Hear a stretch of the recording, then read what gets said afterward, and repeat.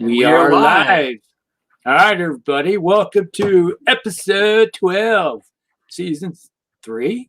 4. 4. Wow. Yeah, we've lost a season or two somewhere.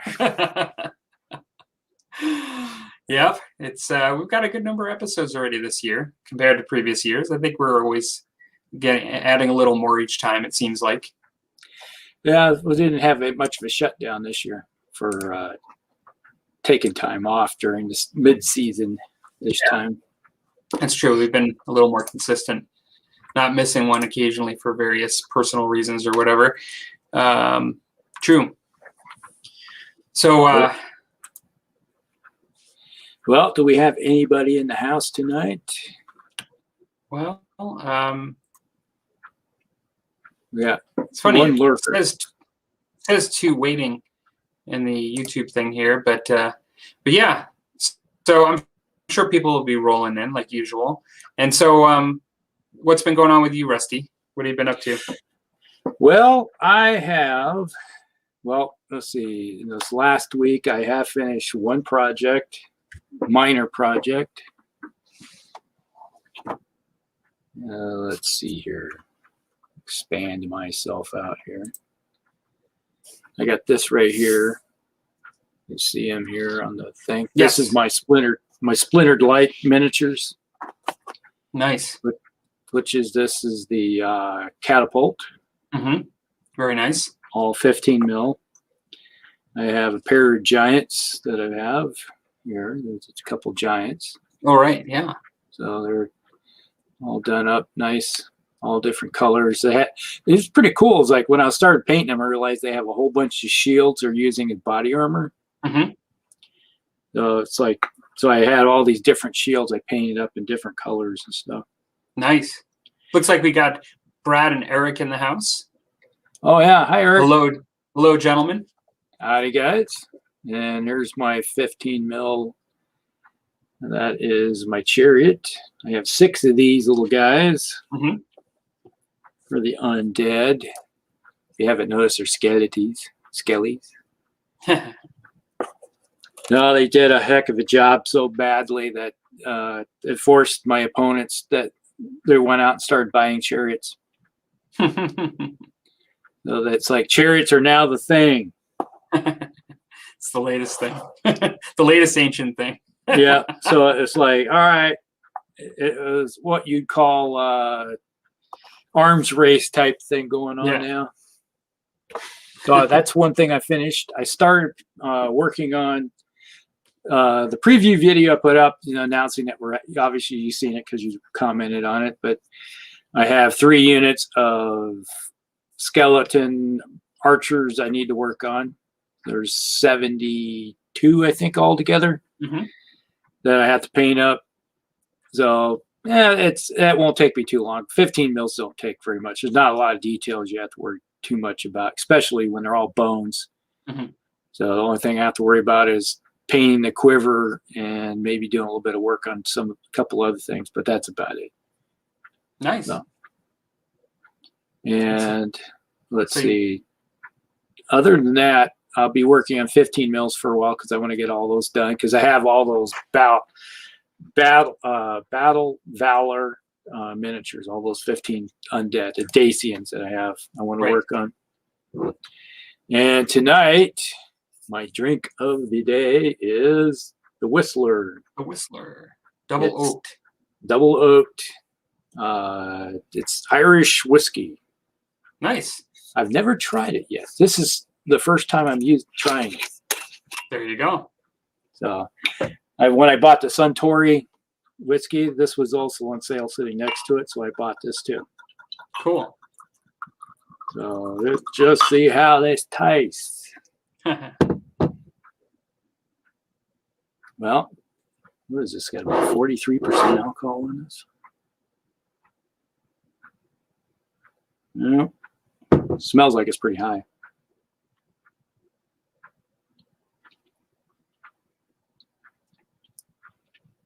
Vanilla and oak. There you go. That double oaked shines through. Yes. And So so a little bit of kind of apple in it too. yeah, I noticed you are doing a lot of bad reps. I mean, I know you've done the Arcana one, the Arcana ones, I should say, but then you also are doing, you know, you did a Gaslands ones, which I haven't had a chance to watch yet, but I've got that on my save list. And so, yeah, you've been doing a fair bit of gaming, right? Yeah, we did a Gaslands on Saturday, and then we did the 15 mil Armies of Arcana on Sunday. Okay. So we did 2 games over the weekend. We had planned on one, and then when we were sitting around chatting about looking at all the 15 mil stuff, and it's like, well, we just play tomorrow. It's like, okay, we can do that. Looks like Jarl Mazak is in the house. Thanks for joining us again this week, sir. And so, yeah, like, I guess I'll do my little shindig here. As for gaming, I've not been doing any still. I am actually looking at, well, I mentioned, I think in the last one, I'm going to do like another solo game of Sharps Practice, but I'm actually looking at doing a bit of the Marvel gaming because I've not played that or tried those rules out yet. And I really do want to pull that stuff out because I spent a lot of time painting it and kind of psyched to try it. Just haven't had the time yet to crack it out and try it out and simulate the rules and stuff. So that'll be fun to try. But as far as the actual painting goes, I've got, let's see. So I do have my Rangers finished. I'm not going to show them all today because I'm doing a showcase tomorrow, but I'll give a sneak peek. These are my my British Rangers, and I'm happy. Let me see if I can get a little closer with this camera. It does let me manually adjust. Let's see here. There we go. So bit of a close-up shot here. You can see this on your screen, right, Sherry? Right, Rusty? Yeah. And so, yeah, so that I've got this guy here. Here's another one.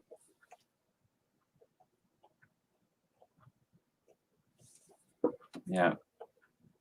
And then I got this guy here. It's kind of running. So Rogers Rangers, that'll be really nice to add to my British Force. Are they solid bonnets, or are they going to be something else? The berets, you mean, like? Yeah. So basically, my inspiration for this, because my understanding is the blue ones relate to the Scottish, ones, but I basically did a mixture of green and blue, just for that reason. And then I gave some Indian leggings, like in this photo, and then some not. And so I just went for a little bit of variety. I didn't make them all exactly the same. I kind of made some of them with green, some of them with green leggings, some of them with Indian leggings. I just kind of went for a bit of a mix. Oh, pretty good so far. Yeah. Well, they're done. So, oh, okay. So I hope so. These are done. They're going on showcase tomorrow on the video. So, yeah. So I'm pretty happy with them. And, so I'll put a video up tomorrow and show the whole unit. And then what I'm working on now, I probably need to pan back a bit here, but let's see if I can focus back here. The Hells Angels. Yeah. So I worked on this guy today because I'm going to do some Infinity now, and this is a Desperado. So yeah, he's like basically, this is a U.S. Ariadna, so it's sort of like the United States, like in the future. And so you can't really see because it's all just pewter right now. But this was interesting. There was a fair number of parts and a fair bit of cleanup on this motorcycle to do to get to assemble this. But he's basically putting like, I think it's what they call a boarding shotgun in Infinity. He's holding that over the handlebars, and he's kind of got his one foot on the ground. I think it's a really nice, cool pose. He kind of looks a little bit like Snake Plissken or something like that. You know, he's got a full beard though, which I think Snake Plissken had a. If I remember correct, maybe no, he didn't. I guess he didn't have a beard, but yeah, looks cool. And I've got another bike just like him, but a different rider to assemble. I'm going to do that tomorrow or the next day. then I have these guys here, which are the same U.S. Ariadna. And so this is basically a hard case. I've got Airborne Ranger. I've got this guy's a character. He's like one of the best miniatures in the whole faction, Roger Van Zant. And so, and he's basically Airborne Ranger captain. And then I've got a Foxtrot Ranger. That's a boarding shotgun too. So yeah, so I'll be looking forward to painting all that stuff up. Should be fun. I always love painting the Infinity stuff. Yeah, it's gonna be pretty interesting when you get all those finished up. And so, as far as my musty drink tonight, I got a Glenfiddich, but it's basically the Rich Oak is what it's called. Okay. So I've got an oak theme going on tonight too. Okay. I've had this one for a while. It's actually not bad. Not my favorite Glenfiddich, but it's not bad. But I've been wanting to make some room in my whiskey cabinet because it's getting a little full. I've got all these ones that are just almost dead that need to be finished off. So that's what I'm doing tonight.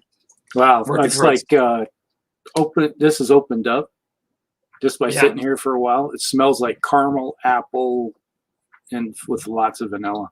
Mm-hmm. It smells really good.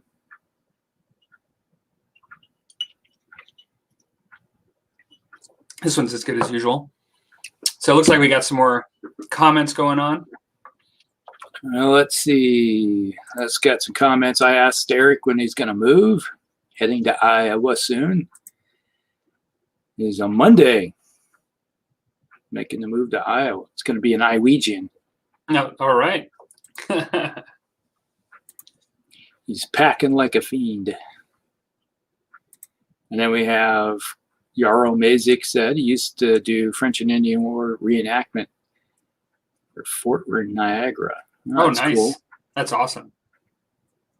You know, you see a lot of that going on. All we ever had was the reenactors was at Fort Snelling. Mm-hmm. They're in Minnesota. Mm-hmm. We had the up to 1820s, I think, is what most of the reenacting was done up to, or voyageurs, French voyageurs, fur trapping type thing going on. That also was at Duluth and up there. What was the fort that was up there? I can't remember. There's a fort right on the Canadian border at one time. Dan's in the house. Hi, Dan. Hey, Dan. Axe Annex.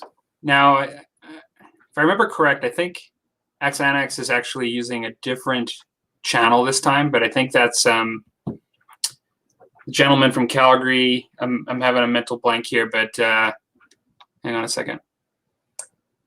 He's just using a different channel. He's got if you can confirm the name that you came on last time. Yeah.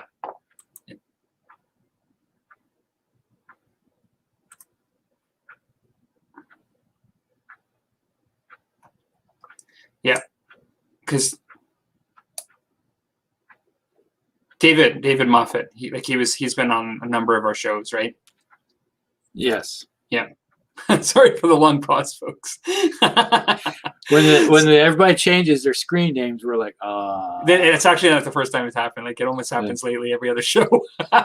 And so we like to maintain that rapport with folks that are watching, but sometimes it can be difficult a couple of times. So looks like you might have skipped over this one, but Jarl says that he lives in upstate New York on Ontario Lake. So I have tons of French and Indian War history around me. Yeah, that's awesome.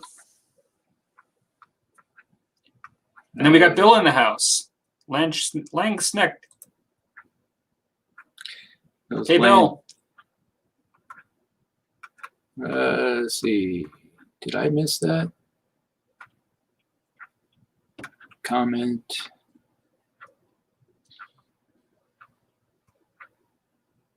Oh, there it is. So in any event, Just that's interesting. Is a comment just popped up? oh, okay. Yeah. And then this one just popped up. So David says, was there any battles around Calgary? And I'm not sure if he's kidding or not, but well, there are a lot of battles around Calgary because it used to be called Fort Calgary, right? Like as far as I know, like there were probably quite a bit of conflict at one point when this was called Fort Calgary and it wasn't even Alberta. But I don't believe the French Indian War was anywhere remotely close to here. No, I don't think so. I don't think the French and west. Indian. It never even made it to Minnesota. So. Yeah, it was out east for sure. Most of that, the French and Indian War was way to the east. Yeah. So we have some interesting topics tonight, everybody. You know, we normally confine ourselves to wargaming topics, and although I do admit that after 4 years of doing shows and trying to not be repetitive, we have had trouble at times. Our catalog is almost touched on like just about every aspect of wargaming. There's always something new to talk about, don't get me wrong, but we've covered all the main things you typically see.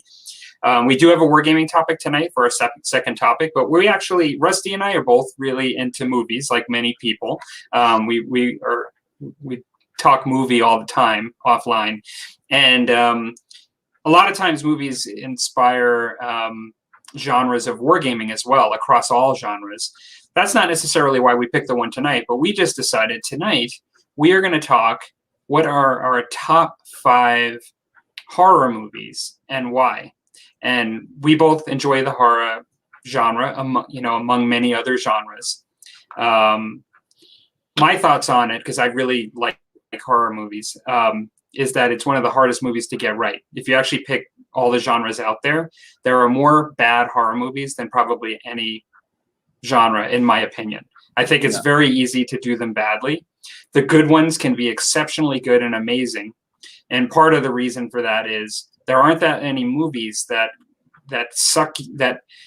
have to suck you in as far as a horror movie has to do to make you actually kind of a bit uneasy. You know, like many genres do attempt to suck you into their universe and to get you to feel what the characters are feeling and to experience, to enter a different place. But for a horror movie, it really needs to suck you in to get you kind of feeling that, like if you enjoy that feeling of uneasiness and even scared, set you off and put you on edge, and it's like yeah. So that's why to me it's such a challenging and great sort of type of movie. And so what we elected to do is, not that we don't think we're going to be honest or anything, but we thought it would be fun to do this way, is we both wrote down what our top 5, we have them on a piece of paper each that will show when we do maybe our number 1 at the end. But there we go. This one's mine. And that says other stuff. It's a grocery list on one side, but on the other side, it's this stuff. But basically, sorry to be crude, but what we're going to do is we're going to start with number 5, and we're going to just each talk about it. And maybe we'll do like throughout, like we normally do our topic, do an intermission and listen to what other people say about either these movies or about ones that you like. And then we're going to work our way to number 1. And we're only doing 5 each because I think just with discussing it, that'll probably be enough time tonight. One of the things I'll lastly say before we kind of get into it is, you know, when you do a top 5 of something you really like, they're all kind of number 1s in a lot of ways, because with that many movies out there and maybe having that many favorites, and then it becomes really hard and you have to think really why you choose one over the other. And that's what kind of makes it interesting for me, like to do it this way. And so I thought that was kind of cool. So looks like the Robe is in the house. Hello, sir. Thanks for joining us. We got a nice full house tonight. welcome to the party, pal. So, Well, Rusty, I you have want to to kick say- off? Okay, why don't you do your thoughts on this process?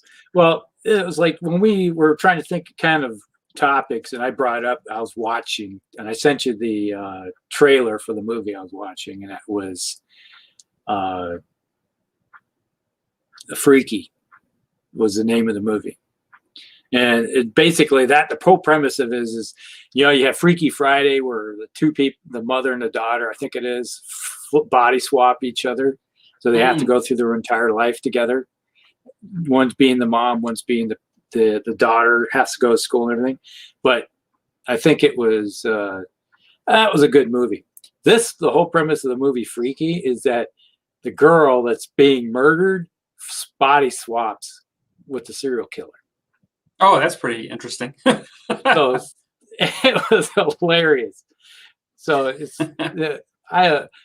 like, other than a few really gruesome parts in the movie, because it's got to be a horror movie, you got to have some gruesome stuff. My wife's like, you're making me watch a icky movie. And then my wife doesn't watch horror. One of my daughters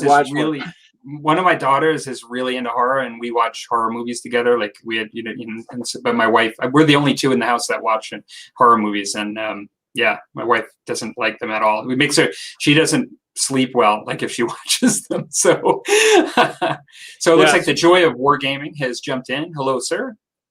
Assuming you're a sir, if not, howdy-ho. That's right. So Rusty, do you want to kick off number 5? What your number 5 is and why? Well, I'll just preface it this way. I started off my list. I started with 20. Yeah. I made a list. I was like, okay, good horror movies. Okay, I start writing them down, just brainstorming. And pretty soon I was like, I have 20. And I was like, man, okay. After looking them over for a while, thinking, all right, I'll pare this down to 10. What are the top 10 I got here? Okay, now I have to pare this down to 5. How am I going to pare this down to 5? And pretty soon I was like, there's 5. I printed it out, and I just started thinking about it again. I go, I'm going to swip this one around this one here. It's like, I'm sorry, you're no longer in the top 5. You're good. Yeah, it's hard. It's really hard. You have to self-justify, and I think when I talk about my selections, I'll kind of talk about how I did my decision with it too, because sometimes what's important to you in a movie is different, you know. So what's number 5, Rusty? Number 5 is, comes in The Evil Dead. Nice. Evil Dead. It's like, it was sitting there. It's like, it was number 8 for a while. Then I was like, how can I leave that one at number 8? So just before this evening, I was like, no, I'm going to put you back up to number 5 again. So it made the top 10. It was at number 8 for a while, but then it got flipped back to number 5. So The Evil Dead. What is not to like that started the whole Deadeye genre? It's like, it's the movie that got the whole steamroller going. So I don't know what about the movie. You got the campiness with it, the funny, is making fun of just all the horror aspects of it. But you know, it's like, it makes you just like chill to the bone in some parts of the movie. You're like, oh God! It's like, when I first watched it years ago when I was a young guy, when it first came out, I was like, man, that's just so freaking creepy to actually have these things going around. And it's like taking over your body, and it's like, and turn you into this creepy cretin monster, you know. And then you have Ash has to go on there, and he's like, that one, and his hand gets taken over. He's like,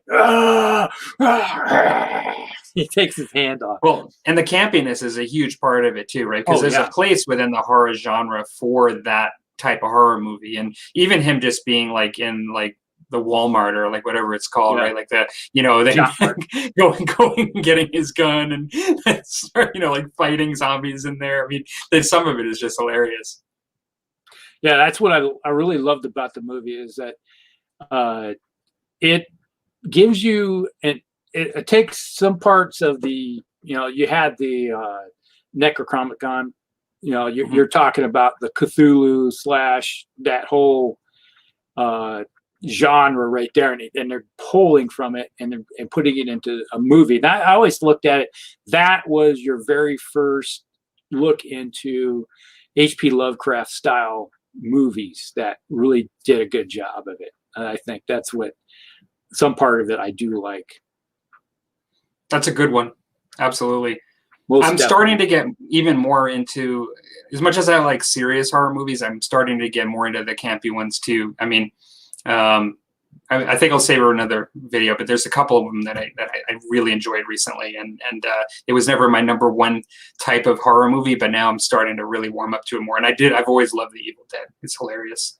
So what I always liked was that Bruce Campbell. He did a great job of his acting is excellent. I think he's an excellent deadpan style actor. Yeah. And then when he came out, Ash versus the Evil Dead, that's his series. I don't know if you watched it. I've not seen it, but I know. Yeah, I watched every episode of it because you're taking that. It's like you met the Evil Dead movie, but now over seasons. Yeah, yeah. And that's I need to watch that. Yeah, so it's worth it. So, need to say any more? No, that's good. That's good. All right. So number 5. Number 5. Some people might not think of this as a horror movie. I definitely think it is because it's meant to scare, and it had a place in my childhood that really had was a prominent movie. And some of these of my picks, I'm a bit of a purist about, and I think that maybe they made like the best horror movie like overall or whatever, like regardless of when it was done, regardless of nostalgia. Some of them are very much about it being really amazing when they came out. They didn't always stand up the test of time, but this is my number 5, and that is Jaws. Yeah. So now Jaws to me is not what I typically think of as like a prototypical ghost, like, ghost movie or like, zombie movie or whatever, but it is monster horror, right? Like Jaws is a monster. Like it's not a real great white. There's nothing, basically this movie terrified me when I was a young child watching it. But the thing about it too is not only is it amazing, and it's true the rubber shark doesn't stand up compared to other things maybe as much like, to today, but the reason why it's on TV almost every weekend for reruns is that the acting in it is amazing. It has a number of great actors in it, really great acting. And the best scenes don't even have the shark in it, to be honest. I mean, there's just so many good scenes. It's such a great movie from the late 70s, Hallmark. And so to me, it is definitely, like horror in that sense, like in creating even the sense of that's in horror movies, oftentimes what's scariest is when you don't see something. I think we all know, and it's not just having all the obvious put at you right away, but allowing things internally to process and just wondering like what's going to happen next and using sound effects. Just basically all of those things that you do. And Jaws does a lot of that. I mean, it really does selectively let you see it in the beginning, and it really does build up quite a bit of intensity and things. And so not to mention that just every shark movie that's ever been made since is compared to this one. This is a Hallmark. And so even though there have been some great movies with sharks in it since then, everyone's compared to Jaws in one way or another, like, in my mind. Like, I don't think it's even debatable. And so Jaws, number 5. I would say I would agree with you that it doesn't necessarily have to take a slasher to make a horror movie. And that was the movie that made me not ever want to go into an ocean. Like, it was like, hey, we went to the Pacific. You want to go swimming? This is stupid, but when I was a kid and I was learning how to swim in like the deep diving board pool, like, I would go to like these public swimming lessons and they would have the 3 diving boards in the deep pool. There was a grate under the water that was like 4 foot by 3 foot. I was certain that was going to open up and Jaws was going to come out when I was like a really little kid because of this movie. Yeah. Like I had issues with water too because of it, but that's what makes it so good of a movie. You know what I mean? In a lot of ways. Oh, I know. It's like the number of times to be out fishing in a lake and you're just thinking, it's like all of a sudden you go, I don't know. Something's going to come out of the water and eat me. But it's like, I do like watching, it spawned 3 Jaws movies? I think it is. They actually had 1, 2, 3, which is 3D. They also had Jaws: The Revenge, number 4. I would warn you to stay away from it. Okay. Yeah. And so, but, you know, Jaws 2 was, I thought, pretty good actually. And Jaws 3 is rewatchable. Some cringy areas, but I thought Jaws 2 was pretty solid. Now I'm trying to think of seeing the first Jaws movie in the drive-in. You know, my uncle and my aunt took us to it. The parents were like, I'm not gonna go say that. And it's like, then my aunt and my uncle was like, come on, we're going. Let's climb into the station wagon. Let's go. And after that, I was like, I don't want to go in the water ever again. This is where when I was a kid and I would watch TV and something was scary, and if it could cause me to do this, then it was good. Like as a horror movie when I was really little. You know, that hasn't happened in our house since we watched the Freaky movie the other night. My wife was sitting there watching, and all of a sudden, this one scene was about ready to happen, and she's like, "Tell me when it's over." Well, you know, for me, I was 5 or 6 when Jaws came out, right? And so when I saw it, even at home on television, it was a couple of years later, probably. I'm guessing I didn't see it in the theater, and but I was pretty young, and so for me, it was pretty terrifying. Like the way it worked, it was like. And of course, I had to watch it again. Like it was terrifying enough that I wanted more. You know, it was amazing. So for looks like Dwayne has joined us, and also Pookie Poodans has joined us. Hello, everyone. For those of you that are just joining in, we're doing our first topic of the night as a non-wargaming topic. The second will be a wargaming topic. We're doing our top 5 and descending order. Of horror movies, and we've written them down. We have them on a card. We're going to show them at the end when we show number 1, and we are on number 4, and it is Rusty's turn.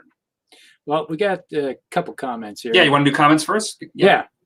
There's The Grudge. Now that's kind of a one of those movies that makes you just like, I don't know. Grudge is amazing, definitely amazing. And I've seen the one from Japan too, the original. I've seen the Western version, and then there's another one. I forget the name of it, but it's different. But I've seen both versions, both really good. Let's see, I love The Evil Dead, definitely. Yep.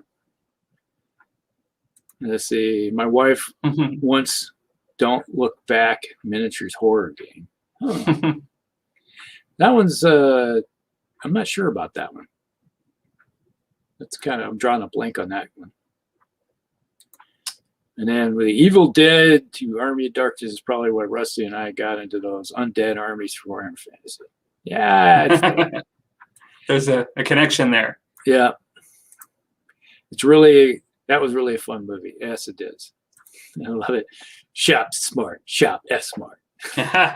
There you go. That's one of our Wargamers in the group. He was my co-partner. He was the other orc player this week. Oh, okay. Yep, I heard his voice then. I saw the bad rep. Okay, waiting for the other channel for the live stream. Yeah, he was over on my channel, I guess. Wait for it to go up. Okay, so no worries, it happens. That's one of the casualties of the way we do it. But yeah. Next one from Dwayne. Okay, was it Aliens, the original. Yeah. And then growing up as a kid in Cape Cod when Jaws came out, I stayed in the shallow water. You were in the right place. Worry about the bull sharks. I've been to Martha's Vineyard where some of the set was, like where they shot some of it. Oh yeah. Yeah, I've been there. It's like my wife always makes me describe what's happening in the horror scenes. She barely watches. Yeah, it's like my wife was that way. She's like, "What's happening?" It's like, "Well, this guy's getting this or this happening to him." And she's like, "Tell me when it's over. Tell me when it's over." It's over. He's like, "Okay," and she can start watching again. Yeah. You got the original War of the Worlds terrified me as a kid. Yeah, that's a good point. I was going to mention something about that too. Is that, you know, like the movie genre goes back really far, and like I'm not even really going into like the black and white and like the really old stuff because I don't really identify with stuff that was way before my time. Like I haven't really gone really far back, but there was a lot of like monster movies from the 60s and the 50s and stuff, and like black and white kind of original movies. I have to probably go back and watch some of that stuff again too. Like a lot of my stuff's going to be stuff during my generations. And that up was till one now, of the things we always had on the weekends was on one of the 2 channels that we got was that they'd always have those old black and white movies over the weekend constantly showing. If it wasn't football season, we'd or baseball on, we'd watch this. Kids would all sit around and watch those old movies, and a lot of them just the horror movies, they weren't really, obviously back then they weren't gruesome like they have today. It was really bad. So it was like psychological thriller type stuff that would get you. War of the Worlds, that did freak me out. Yeah. Black Site Studios does They Don't Look Back horror game. Okay. And hello, cranky old gamer. Thanks for joining us tonight. Howdy ho. I think we're caught up. All right, Rusty, number 4. All right, number 4. Let me get this. There we go. Number 4 coming in. And number 4, it's a classic from 1986, Aliens. All right, that's a good one. That's what I was just mentioning. Yeah, there. That's for some of you, that's your teenage years or your early teens. But for me, I was an adult. But I think it's a classic style horror movie because you have that suspense. You got the aliens going around, tearing into you. You had the Marines going at it. It's like Bill Paxton, drop your linen and start your grinning. I found this. Yeah, that was great. And one of the things that amazes me about that one is I don't have the figures in front of me, but the budget they had for that movie is not what you would have thought it was at the time. Like they stretched their budget and they turned it out. Like for the amount of money they had, they made it look as if they put a lot more. It had a much bigger budget than it actually was. And no, it was great. I mean, like just the thump of the sort of motion detectors, like that's the kind of stuff that causes really great suspense, and there was like this indestructible onslaught of aliens in that movie, right? Like it just felt like once the heat got turned up, like they were just toast, like they were going to be toast, like, and it was very convincing. Yeah. It was like, and then you had the Burke in the, he was like, okay, I need to bring back a sample. So I have to infect these people and put them in stasis and get them out of there so we can turn them over to the weapons department. Mm-hmm. And it's one of those, almost all the acting was just spot on classic. Mm-hmm. Everybody did an excellent job. There was no, I am going to go over there and shoot, type of movie, but it was like all the acting, it was like just flowed. And if you ever get to watch the extended cut version of it, and I have, it's like I was like watching that extended cut version. I was like, I can understand why they cut some of this because they wanted to shorten a movie down so it'd be in the theater. But it's like, man, I wish I would have had this in the theater. And it was when they put those guns, the automatic guns. Oh yeah, the automatic guns. That's from the extended, right? Yeah. They just let those automatic guns run until they ran out of ammo. It's like, we're down to 90%, 80%, and just counting down. It's like, like holy, like how many are they killing? It's like they just keep coming. You got the entire colony got infected, so we're talking hundreds and hundreds of the darn things. And then how many got wiped out in the tunnels before they even got through? And it's like, man, this is like lots of dead little aliens burning a hole to the center. The idea of the queen getting onto the ship as it's leaving, like, and finding out that it came on, like that was great too, right?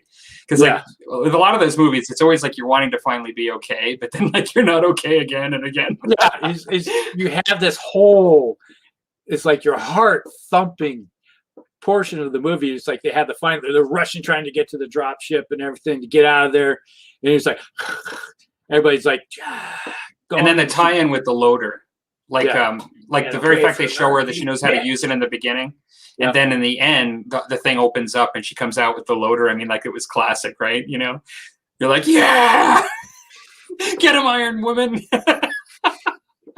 Yeah, you had this 100. It's like you're at 100%, 110% threat level going. You know, it's like your heart's thumping, pounding, pounding, pounding. And then all of a sudden they get off the planet. They get onto the ship, and they go, we can relax now. Yeah. Everything's nice and quiet. And all of a sudden, oh no, it's starting all over again. Round 2. No, that was a classic. I love it. Absolutely.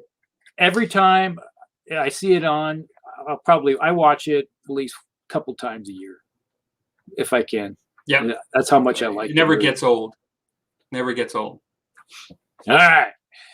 Well, there's a reason why I asked us to write this stuff down, because I think that it keeps us honest and it makes it interesting. But not the same answer, but my number 4 is Alien, the original. Alien. I love the second one. Absolutely agree with what everybody's saying. This one actually, it's hard. This could be a number 1, like, very easily for me. To me, Alien, the first movie, was more of a horror movie than the second one, where the second one was all out like action. It had horror elements and was horror too, but it was like much more grander scale action. Like, I agree with everything you said, greater acting and everything. The reason I like this movie, and perhaps my answer shouldn't be which one is better or anything like that, or like comparing the two. I'll tell you why I like this movie. The reason why I like this movie is I love this movie. Kind of is the epitome of introducing the coldness and emptiness of space, and sort of it focuses on the initial. No one can hear you scream. That's right. That's right. Hearing seeing the original encounter with the xenomorph, and just this sort of kind of things that it deals with, both with artificial intelligence, you know, with the whole android going nuts, you know, dealing with all of the plot elements that were in there. But I just felt that this has a special place for me in science fiction horror, and introducing this sort of quiet, cold, isolating aspect of space. And isolation goes hand in hand with horror quite often. And like Jaws deals with isolation, like when they're out on the boat, right? Now, it's granted they're together, there's still a team of them, but there is that element of being out in the middle of nowhere with this monster, you know. But Alien is like, you know, you're basically out in space, and, you know, there's this isolating aspect of being in a small crew in a really big empty place called space, and not even being able to go outside easily and stuff, and just all the threatening aspects of that. And I never get tired of this one, and always feel that, you know, this is right up there for me as a horror flick. I have to say that I was in, let's see, that came out in 79. And that would have been my 9th grade year. And it was one of those movies that came out that I've read the book, I watched, you know, so we went to the movie and seen it. Well, it's like all my friends went. You know, my one friend, Wayne, he took us to the movie. His dad took us because, you know, being it was an horror movie, we couldn't get in and by ourselves. So he took us, and we all went and we sat around and watched it. And it was like, wow, this is so freaking cool. And it was kind of terrorizing because it was you versus an alien that's running around the air ducts. And it was like when Dallas went in there, he's climbing on, he's like going around trying to figure out where it's at. And it's like, you find all of a sudden you just like, gone. No more Dallas. Yeah. And that was it. Or the whole thing was like, yeah, they come out. It's like, I'm hungry, and they're all sitting there. Oh, and all of a sudden, you know, explodes out of the chest. The first time you see, runs away. You know, that's like, holy crap. And the corporation controlling aspect of the operation that happens within the universe is really part and parcel to the storyline. And I love how some of the support characters, like they're talking about how like we don't get paid for this. Like, you know, you can say we can do this, but it's not in our contract. And then they're like, well, we're going to need you to do this. You have to do this, and these are the rules why. And they're like, well, there's going to have to be some more money. Like, you know, like they're going into all of this stuff, and it's the acting and the story is really great. You know, I absolutely loved it. Now we're just the mechanics around here. We're just supposed to keep this bucket of bolts running. It's not our job to go chase no alien. And then the scene where you first get a chest burster for the first time in the franchise, where they're, you know, all eating around the table, and then all of a sudden, like, it goes from just eating dinner to, you know, this guy's not feeling well, and all of a sudden he's like on the table and an alien's coming out of his chest. I mean, that was like a pivotal moment in the horror industry. Yeah. Right? Like that, to me, it was. I mean, like all horror, you know, I mean, like there's certain things that have happened in horror movies that that are classic, like we've already kind of started talking about, but that was one of them. Like the first time, you know, an alien came in through the chest, you know, in that first movie. I forgot to bring it. It's upstairs in my bedroom. I need to bring it down, and it inspired me so much in art class that my friends still talk about it today. And that we're talking over 40 years ago, be about 42 years ago now.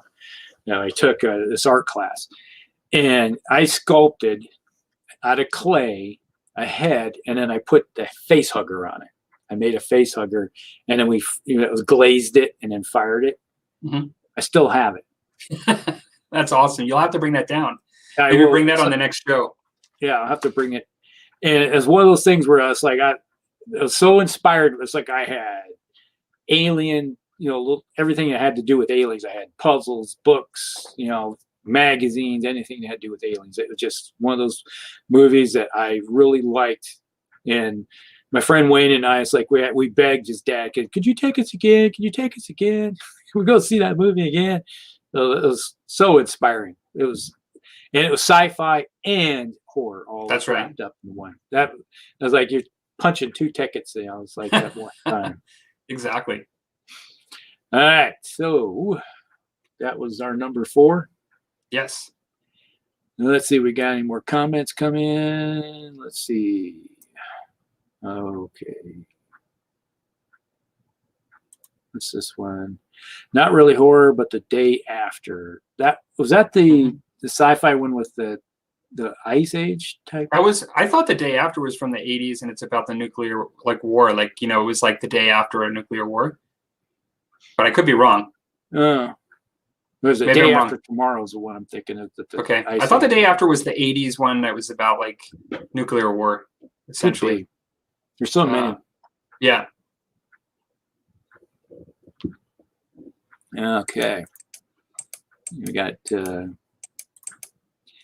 I love those Gepard's drop ships. Okay. You've been printing stuff, getting crazy for that 1B game.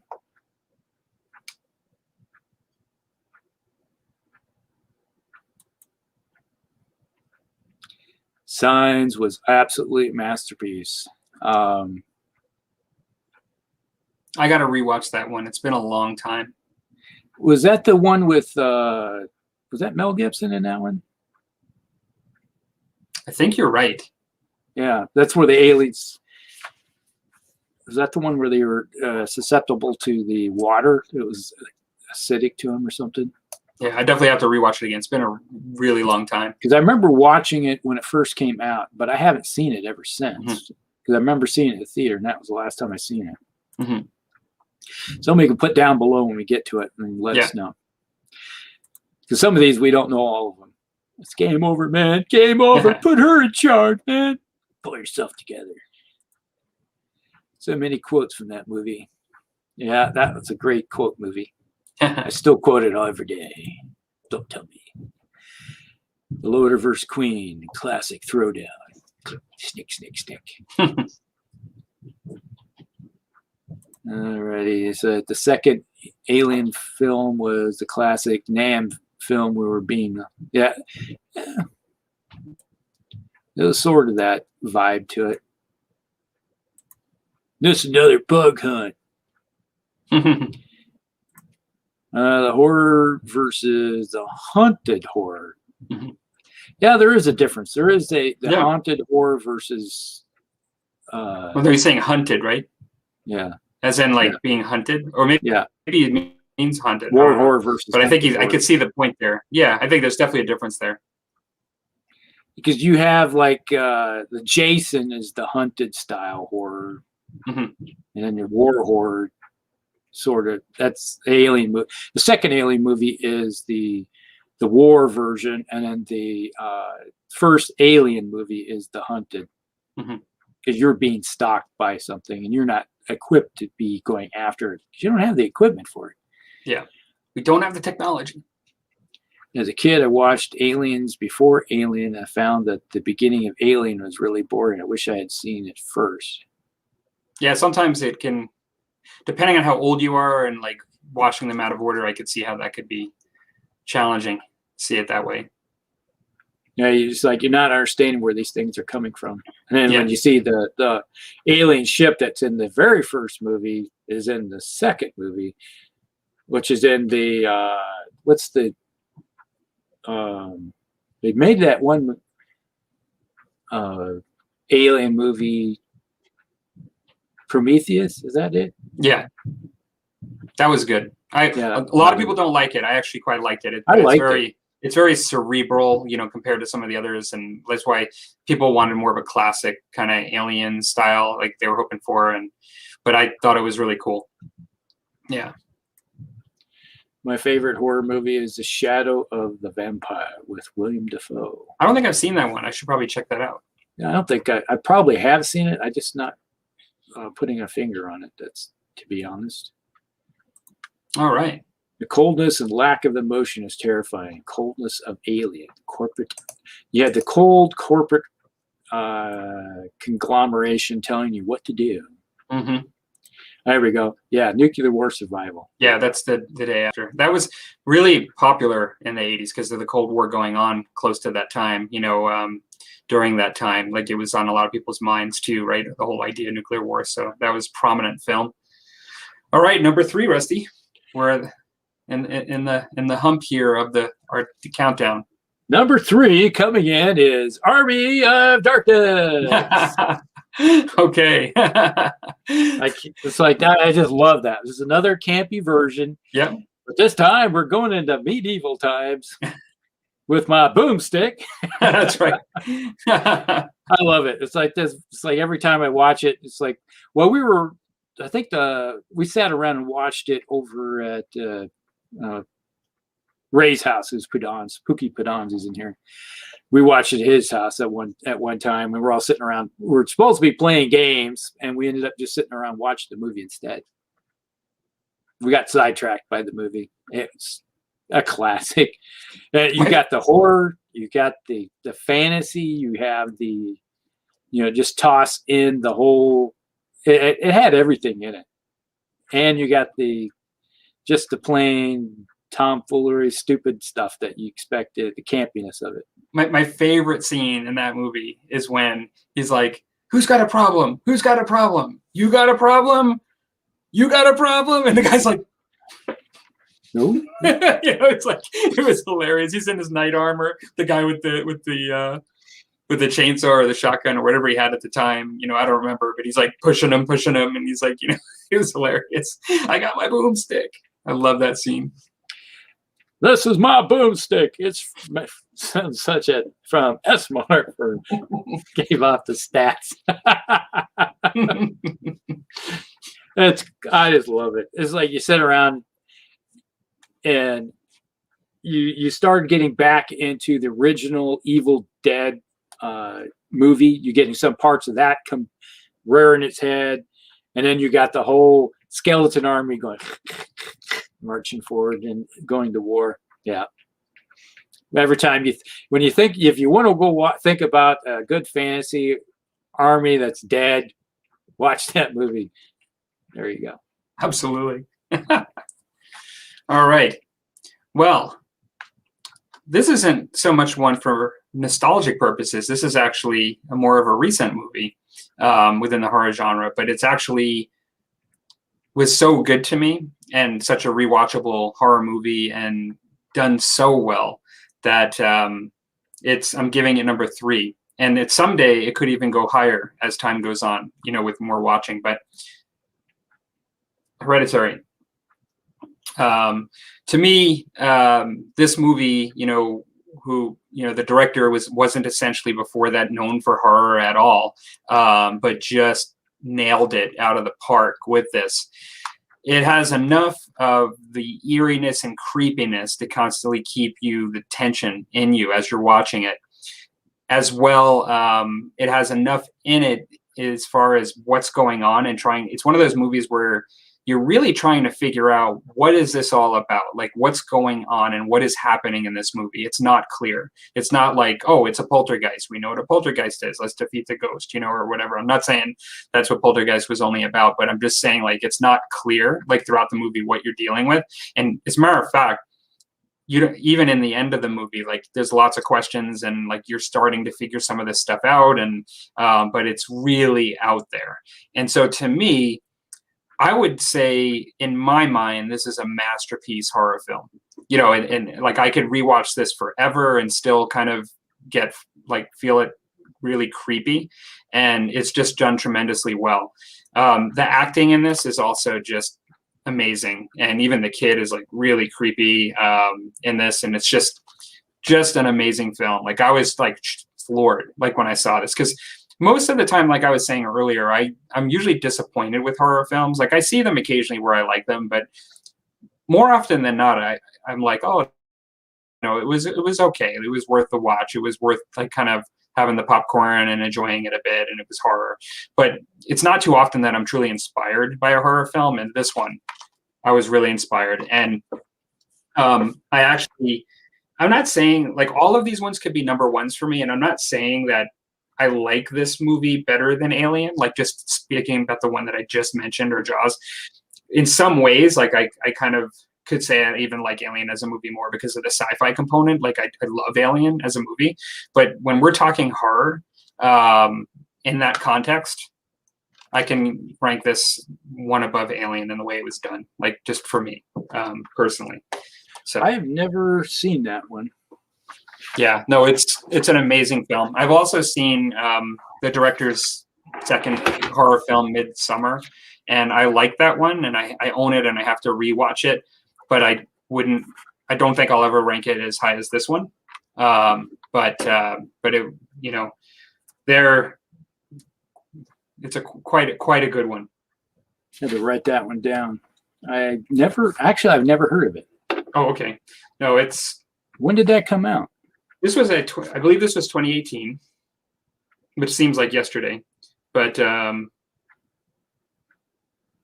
2018. And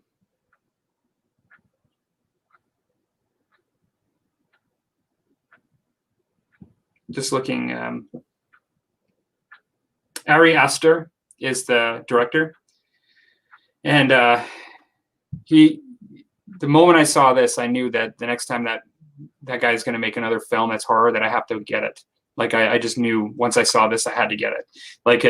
Because once you see this guy work as a director in this film, you want to actually kind of see another one, by them, because it's that amazing. And the one thing that's interesting, I'm not sure if you can see it on here, but the movie starts and they show some miniature houses. Like she actually has a profession where she does miniature models. Okay. A little bit of the wargaming or the miniature model tie-in here, but some of that adds a little bit of creepiness too in the film. Like they leverage that a bit, and so this film is amazing, Rusty. If you haven't seen it, you got to watch it. Oh, after this, I'll go look it up and see if it's on any of the stuff any of the channels I carry. Yeah, absolutely. So do we want to go to, before we go to number 4, do we want to go to comments? See what we got for comments that came in here. Let's see. We got maybe the most quotable movie, Aliens. Yeah. So many first. My first date with my wife was Army of Darkness. Boy, interesting date. It's like my first date with my wife was a Whitesnake concert. What could I say? I took her to a concert. Buckle up, bonehead. You're going for a ride. describing what was going on in Hereditary with my wife was fun. She wanted to watch it because she watched Midsummer and loved it. Her mom is Swedish. Midsummer was interesting. I got to watch it again. It sounds familiar, but I'm not sure. I like that one too. I actually really liked it too, and in some ways, I feel like it requires a rewatch from me more than Hereditary. Whereas with Hereditary, I kind of felt like I got the gist, even though I had trouble with some aspects and I found it complicated, in a good way. I still found like they tidied it up quite a bit, like when you got towards the end. Midsummer was interesting. Yeah. What was the premise of Midsummer? It's basically a trip back to, I guess it's Sweden. I knew it was like somewhere in Scandinavia. I'm trying to remember, but basically, like all I would say is because I don't want to spoil it for anybody, but it's a movie that's very much about exploring a different culture and being a person placed into a different culture with things happening around you that you don't understand why. And it's a horror film. And so, I wouldn't say any more than that, just because, it ended up spoiling it a bit. But I'm going to look up both those. I got them written down. So I'm going to be checking to see if I can find either one of them then. Yeah. It might be good to see them in order, but I don't know if it matters. I'm not sure. I don't know. His debut is with Hereditary in the horror genre, though. Okay. So, all right. Well, number 4, Rusty. Number 2. Oh, I'm sorry. Let's have another drink. Have some more. Going backwards. Go right back to my number 4. Number 2. Oh my gosh. Number 2. Number 2. This is a classic. I enjoyed it because it came out when I was in high school. The Thing. I even liked the remake of it, but I liked the first one even better because it had Kurt Russell. Kurt Russell did a heck of a job in it. This movie is like you got an alien that can have a xenomorph that can take over and absorb the body and run around, and you don't know if it is the alien or not. That's like the one thing that's like always made me leery about doing CPR. It goes, and all of a sudden the chest opens up and goes, jumps off. Oh man, an amazing film. It is. And it has that isolation component too, right? Because you're up in the cold and in the north, and so you're in an Antarctic base, and you're just like surrounded. The nearest base is what the Swedes, I think it was, or Norwegians, one of the two. Their base was way off in the distance, and all of a sudden, it's like this dog shows up and is like being chased by the helicopter and trying to kill his. He's like, "What the heck are they trying to do? Kill the dog?" It was like, wow. It's like, and then the next thing it was like, "Oh, you're a good little puppy. Oh, I'll keep you safe." And the dog's like, "Yeah." I got you now, and then the entire population gets absorbed. And I really like the other version when they showed it from the very beginning. Then it goes to that was the one where they started at the Norwegian camp. Yes, and that's where the dog runs from. Yes. And then it ends the movie with the dog running, and that one was quite good too.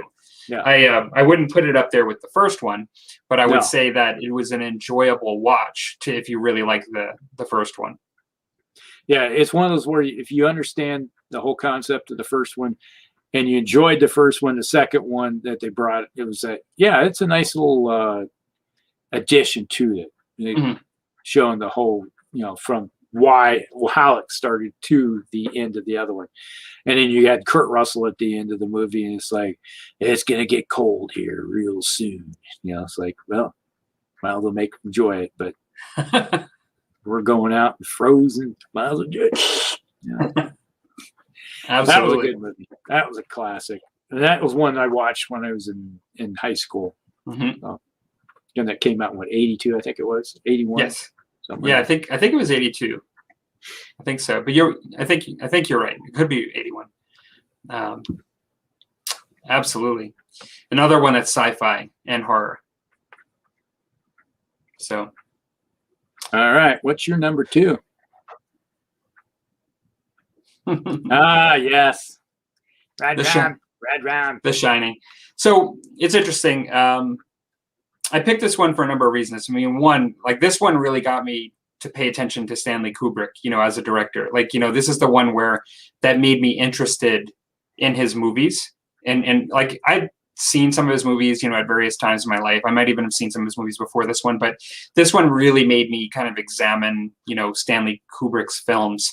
And I have a whole movie actually on this movie. I think it's called Room 237, and it's just basically about people like critiquing this. But this is really nostalgic for me, but also like it's shot extremely well. I find when I think about watching this movie, a lot of times I really think about the soundtrack and the visuals throughout the movie. Like, when you're seeing like the carpeted hallway with the big wheel going down it, and like the patterns and just all of the use of sound, and like even the very beginning when you hear like the chorus, when like you're basically following a car going through the mountains from helicopter view, and you hear this like, like this crazy stuff in the beginning. I mean, it's stuff that sets you on edge, right? And the whole film is like that, and it's sort of like, in my mind, it's a masterpiece, in the way that it was done, like in the way it just has so many little Easter eggs in it.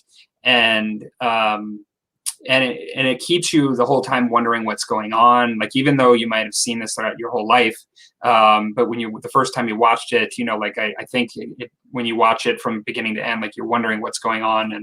And it just does a really, really good job of it. And many people even debate like whether or not there's anything supernatural, in the film. Like, there's a lot of people that debate certain aspects of the film. And it's just very interesting. It elicits a lot of discussion.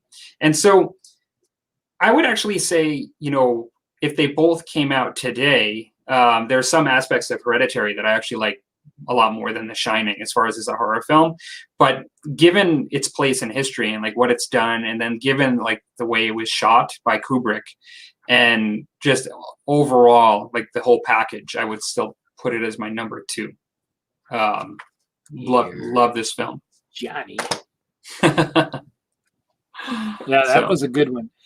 So that came out, what year did that come out? That was like 79, 78? 80. 80? Okay. Yeah, this one's 1980. All right. I have a theme though, like whether it be music or movies, I have this like infatuation with 78 to 82. And you could even go 77 to 83, but that time of pop culture I just really like. And so it's not uncommon for me to have favorites. A lot of that was my junior high. So, So you can relate. Yeah, I can really relate. We've got any new comments come in here? Did we already see this one? Oh, yeah. We just said that one. Hanging out with the Swedes, they're doing their traditional stuff like that. Yeah. You've experienced horror in real life. Well, the thing, Kurt Russell really sells it, and the practical effects are awesome. Yeah. Especially at the time. Yeah, definitely Cthulhu style in a way. You're talking a low budget movie to begin with, and they had some good effects for such a low budget movie. And it was like the claymation almost style going with it, but they really sold it pretty good. I like that. That's all the comments. All right. Well, we are at number 1, Rusty. So do you want to pull out your list? Oh, here's my list right here. Number 1, you can see it. Alien. Oh, there you go. Number I knew 1 we would have some repeats. I knew that we would have some repeats for sure. I figured we'd probably have. I was thinking that there might be a repeat with the Thing and Alien. Those two are too classic. I imagine you're going to have that. Would have possibly those two would be popping up. Yeah.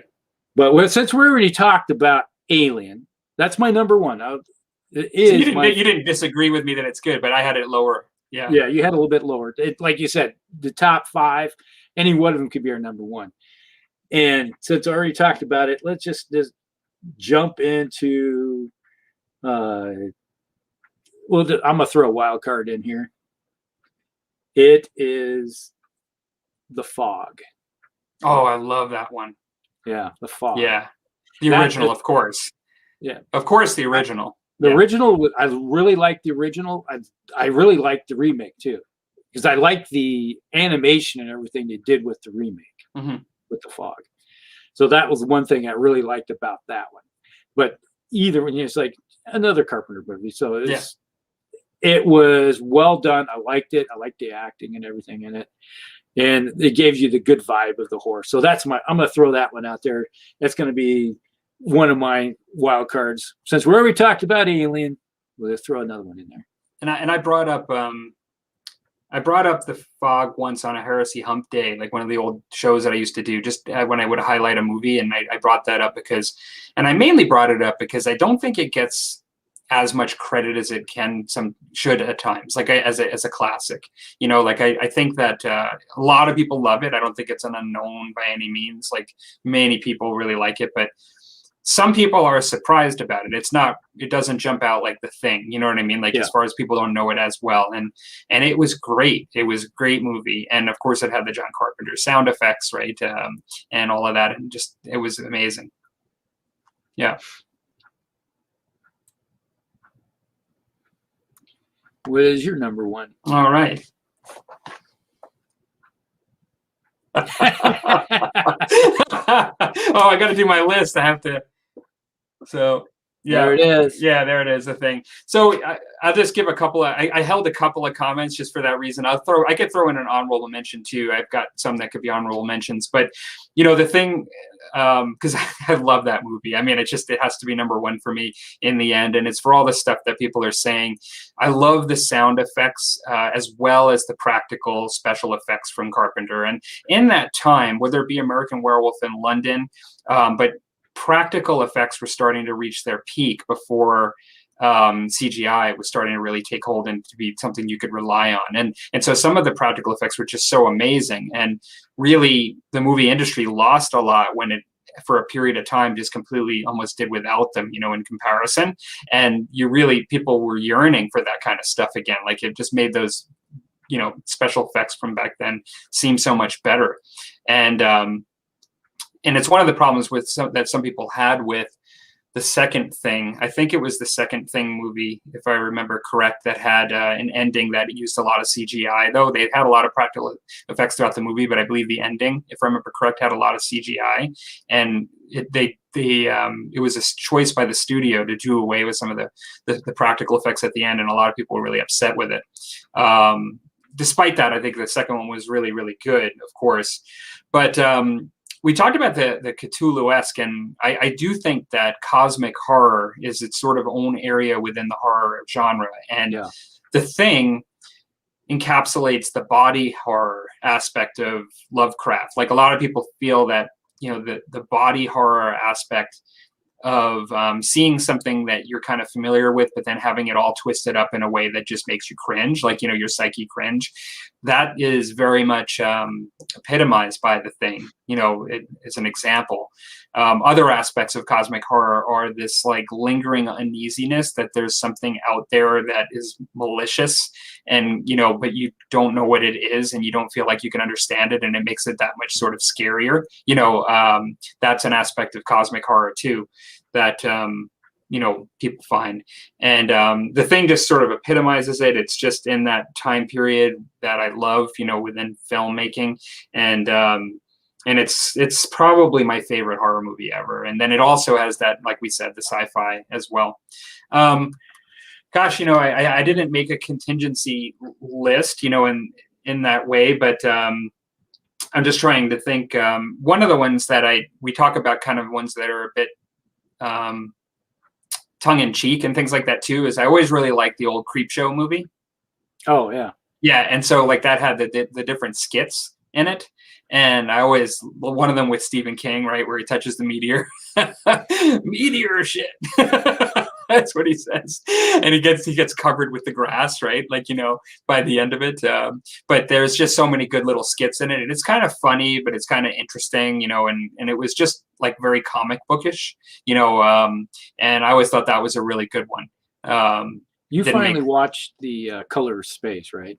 I did, and I really liked that, and I'm looking for more because I know the director is making 2 more Lovecraft style, actually Lovecraft stories, and I think it's the Dunwich Horror that's next. Okay, yeah, that's a good story. Yeah, and so that one is being done by the same director that did Color Space. I thought Nicolas Cage did a good job in it. I thought it did an amazing job to give you the feeling of a Lovecraft cosmic horror kind of film.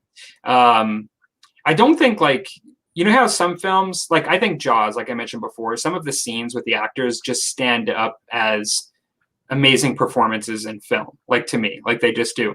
I don't know that the acting of that movie, you know, the acting wasn't all that great. No, it wasn't what it was about for me. Like in a lot of ways, like it doesn't stand up in that way to some of the great films, but what it did do is it did an amazing job, I think, sucking you into a Lovecraftian type universe.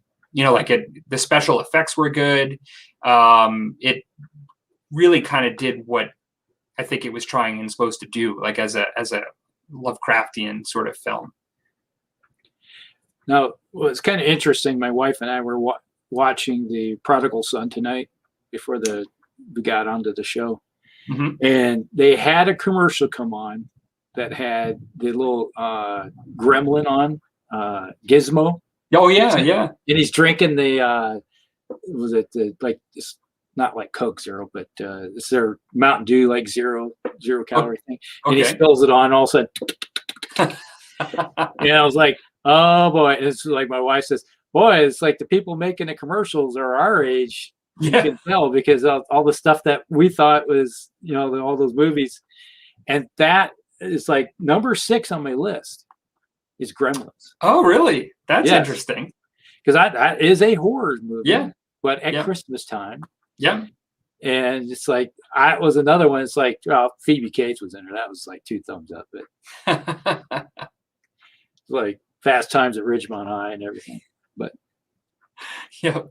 So that would be another one you toss out there. It's like we were watching. I was like, and I got the Gremlins movie on my list, and here's a Gremlins movie reference right there. So, yeah, there's so many good horror movies, and like we could almost do a show someday in a year or two, like, you know, and just go like, you know, through 6 through 10, or, you know, and do some more. I almost purposely held a step back. Like I find there are a lot of films that I watch now that just really hit the spot. And although they don't have the time and the nostalgia, and they don't, a lot of times for me, some of these great ones, they're not necessarily always the best at everything, you know, with horror, but they just fit a niche at the time when they came out, and they were either the first to do it, and then because they were the first to do it, you associate that kind of technique or what they tried to do with them, you know, and then you watch it throughout your whole life.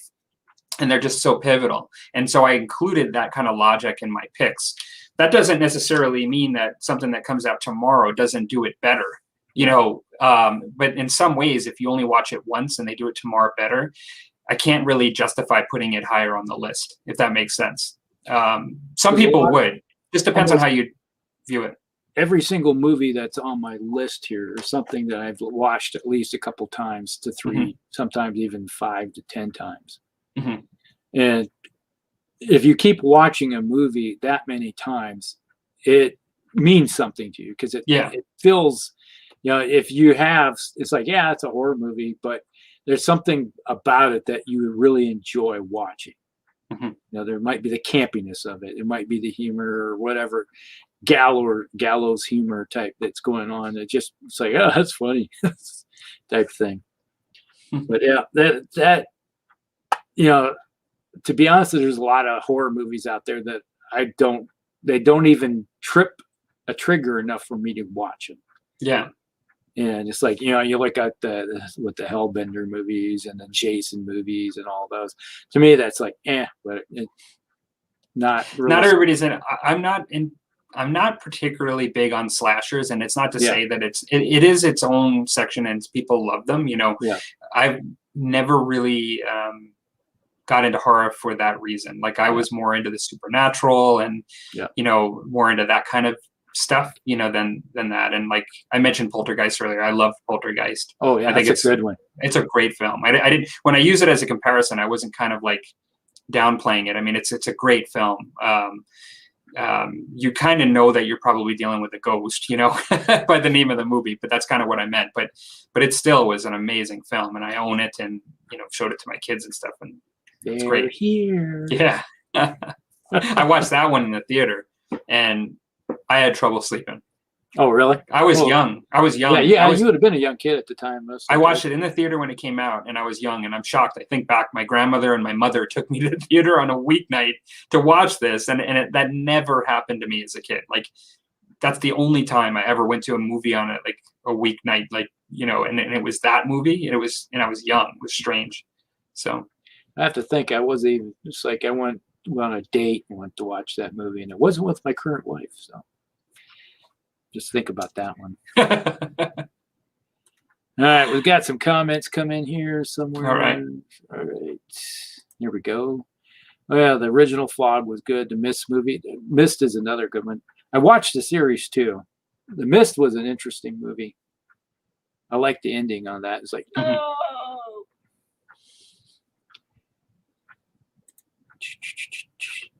Okay, the original. I've only seen the original. Something eerie weather earlier in the week had me feeling like this was in a horror movie all of my own. Yes, I saw that actually on Facebook. You took a picture and said that. I saw that. And that's why I meant, and I came back, it's like, well, you'll be right in home with our current topic for this week. Don't miss it. Angel Heart and The Exorcist. Oh boy, The Exorcist, man. I remember that was a good one. That's a classic. And I went to The Exorcist with my aunt, and the same one that took us to the same aunt, and she was big into horror movies. She was a slasher horror movie type person. She's like, I'm going to the movie. The reason she wanted somebody else to go with her so she could hold you was like, she's like, you're digging your hand into my leg. Stop. She'd get terrified and she'd like grab me like, ah. Speaking of The Exorcist, another one that reminds me of for some reason is The Omen, which was good as well. Yeah, that was a not really horror. It was more of a thought-provoking type of horror, I guess. Yeah. The Omen was, you're talking more of a religious style horror. Yeah. Well, you were worried, like you were thinking that there was like a possessed individual in some way, right? Yeah. And the Creep Show. Yeah, I love that one. So what night did the Creep Show come on TV? I can't remember. The Blob. Oh man, I love that movie. The first Blob movie. The original. I just watched The Fog, the second remake, the 2005 movie. Just watched it just week actually, doing show prep. Getting into it. Yeah. And the one where the old lady's washing the dishes and all of a sudden the hand comes up and grabs her, just kind of like in the Blob movie. The guy reaching in, trying to get sucked in to the thing. Just like, I remember that as a kid, and it's like, I'm not sticking my hand down anymore, sinks. You never know what's lurking down there. That's right. Slither on body horror. Ick. Yeah, so that's I've only recently watched that, and I've actually just purchased the collector's edition on Blu-ray because I loved it. I was kind of not mentioning it purposely earlier because when we were talking about campy movies, if you're talking about the movie Slither, it hits those points like you mentioned, Cranky Old Gamer, like the body horror. It's all horror. It's also it's a comedy horror, and it, as a comedy horror, it was amazing. Like, I was watching this and I didn't realize I was watching a comedy horror when I watched it. Like, I put it on and I watched it thinking I'm just going to watch this horror movie because it was streamable. And as I'm watching this, I'm laughing and I'm realizing like what I'm watching here, and like this is the style of movie it is. It was great.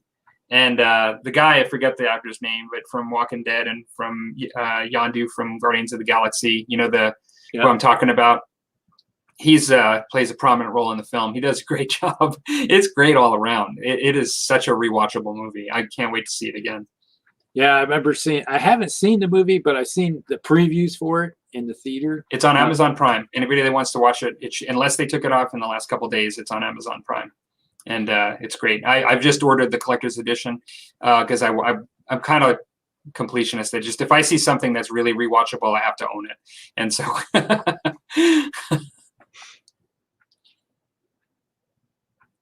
and did we cover Event Horizon? We've not covered it, and judging by your earlier comment, I'm sure you like it because I do know it's very Lovecraftian in that body horror and all of that, and I know it's highly regarded. There it is. It's on the top list. Yeah, we've only been doing top 5 today, so it didn't make our 2 top 5 lists, but I know that is a big favorite.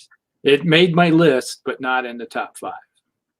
Just put it there, because I was like thinking of that is definitely a horror style sci-fi movie in a certain way. Mm-hmm. Gremlins was scary as a kid. I don't know if it was scary for a kid. I was an adult when I seen it. I was still scared. You see that mohawk that one had? No. Is his name Stripe? Was his name Stripe? Yeah. Yeah, Stripe. Yeah.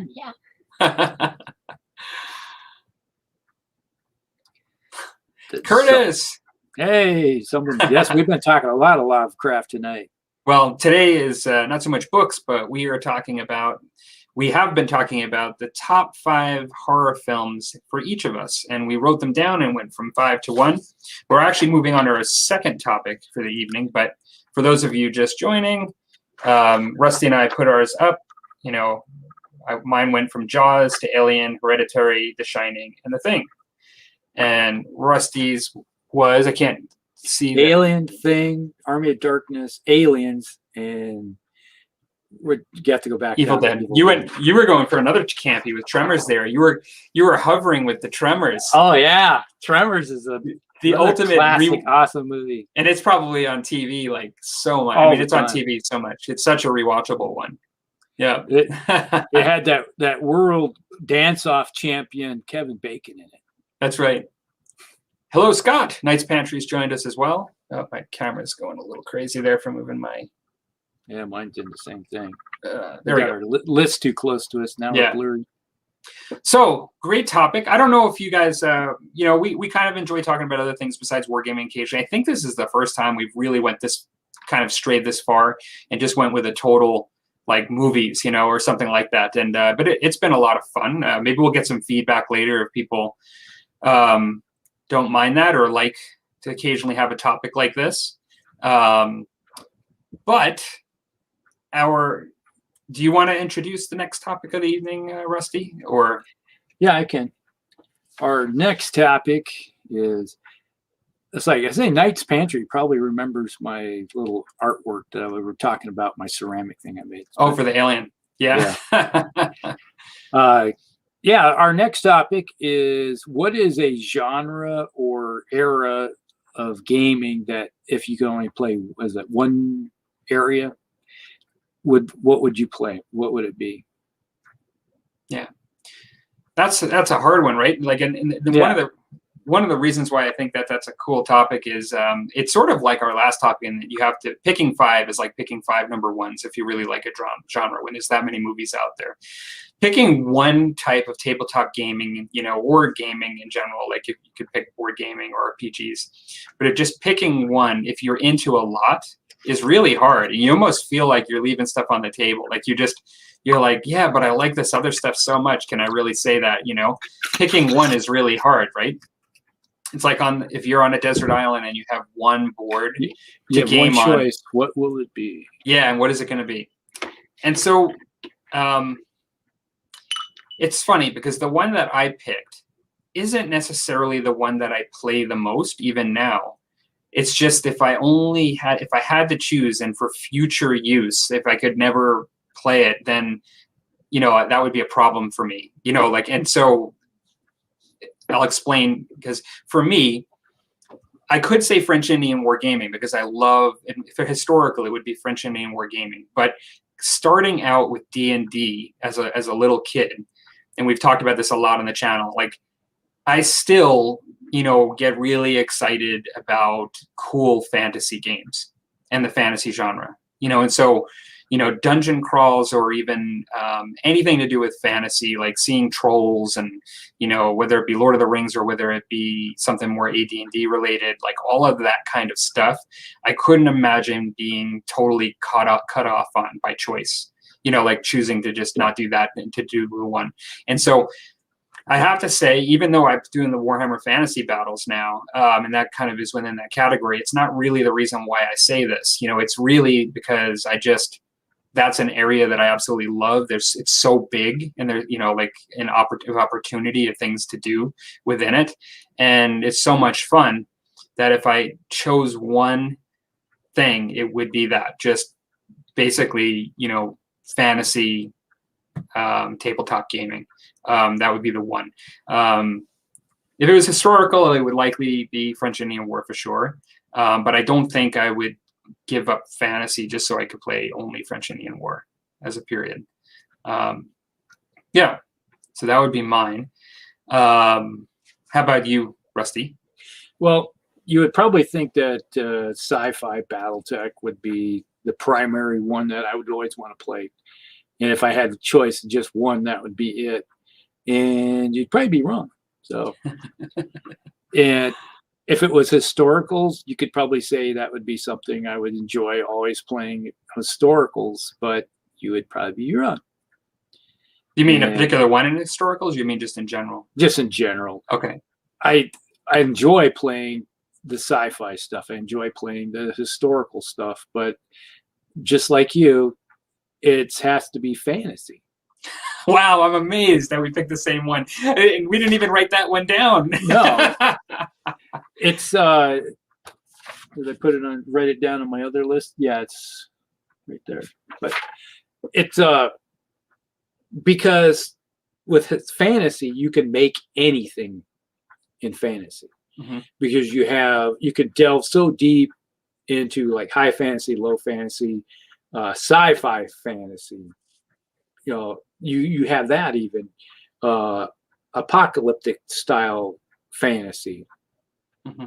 Now, if you ever read the Shannara series, that's apocalyptic fantasy because it takes place after an apocalypse. And due to everybody's like elves are nothing more, and dwarves and gnomes are nothing more than mutants, actually, in that genre. So you can make it into whatever you want from a fantasy aspect of it. Because I'm a big fan of elves, dwarves, orcs. Whenever I can play a fantasy game, I'm happy, to be honest with you. There's just something about it that makes me I enjoy. Because you can make a narrative play. You can, like you said, you brought up, I started playing fantasy as D&D. My first books I ever read were fantasy books, like the Lord of the Rings and The Hobbit. And you even look at the Conan series, there is some fantasy in that. Oh, absolutely. There's magic and stuff. Yeah. It's a different kind of world, but the Hibernian stuff is like its own kind of thing, which I think is really cool. Like, yeah. So it's it's a genre that can be all encompassing in a way. That you could, other than hard fantasy or hard science fiction, you're not going to have fantasy. But even when we were playing our Space Master, which is a Roll Master style, we were taking Roll Master and Space Master and smashing them together, and we had magic within our sci-fi game. So we were still throwing fantasy into it. Yeah. Yeah, I don't know. I mean, like I love we both love lots of different genres. It's not to say any of them aren't good or anything like that. It's just, but something about if you really enjoyed, particularly when you were younger, like things like Lord of the Rings and all these other things that you talked about, just this seeing like a bunch of skeletons with swords and shields coming out of a tomb, and like the heroes, and having like the big wizard, and like having or the warrior, or whatever it is, all of these different kind of genres, or I should say all these different areas within fantasy stories, you know, it just kind of gets the blood going. You know what I mean? Like, it's just when you like, and we all have we could do another, and I thought of this, and in the future we should do it like a top 5 fantasy films, you know, but like these kind of things are inspiring, they're fun, you know, and historical stuff's inspiring too. Like, you know, don't get me wrong, and for, you know, and that's why we do all of them. But when we're talking about choosing one, you know, and just choosing one and being confined to it, and I think I'd be happiest if I was able to have access to being able to play fantasy gaming, rather than not be able to. Yeah. Yeah. If you preface it this way, it's like you're stuck on a desert island. You have one style of game system to play with, or one genre to play with all the miniatures you want. What would you pick? And it'd probably be fantasy. Mm-hmm. So that route. Let's check out what people have said in the comments. I think the last one was Alien. Simple one for me. I guess you guys know what it is, I'm sure.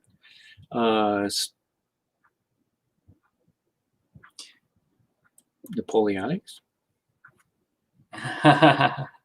It's easy with BattleTech. The best war game today. Well, I agree. I like BattleTech. And it is a hard science type of game. He said it. I have to do a little. Are you finished? Are you finished with your drink? No, I refilled because I knew I was going to bring up BattleTech. So okay. Yeah, we've had BattleTech bring up a couple times, so I'll have to have just a little bit more.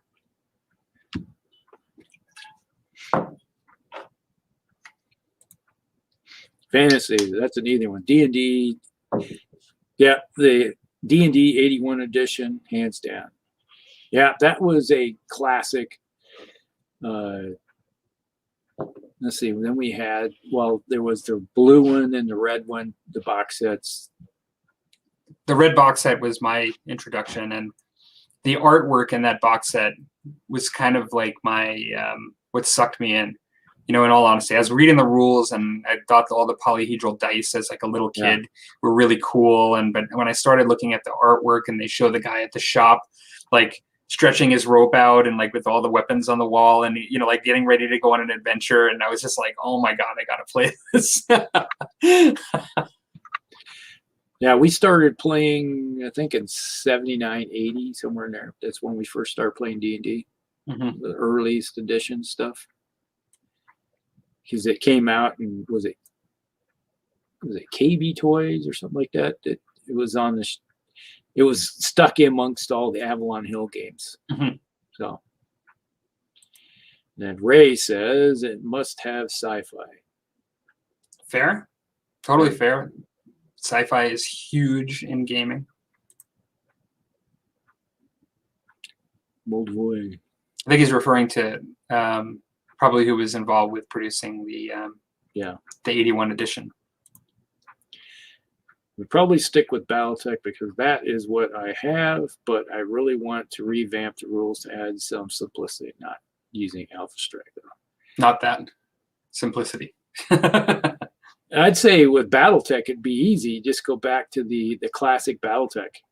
That was simple. The only thing I would change with the classic BattleTech, if I was going to go back, would be to change the autocannon's rate of fire. So it would be like increase the rate of fire to 2 or 3 or 4. It's like take an AC, an AC2, have it have 6 rounds. So you're rolling a 6 table. Just roll on the 6 table until your Menominee hits it. So I think that's the way it should be.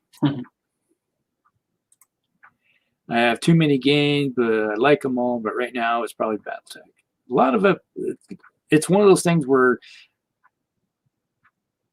I have to say my first love was fantasy, and then it became BattleTech. So I have to. It always goes back to what your first love. And I think your favorite game isn't necessarily the same thing as your favorite genre. Yeah. What we're talking about is forget the games.